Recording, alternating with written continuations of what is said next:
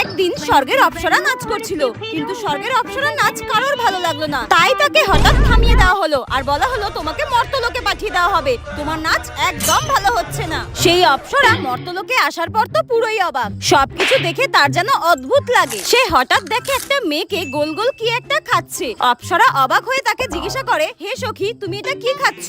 মেয়েটি অবাক হয়ে বলে, কেন, ফুচকা। ফুচকা? সেটা আবার কি?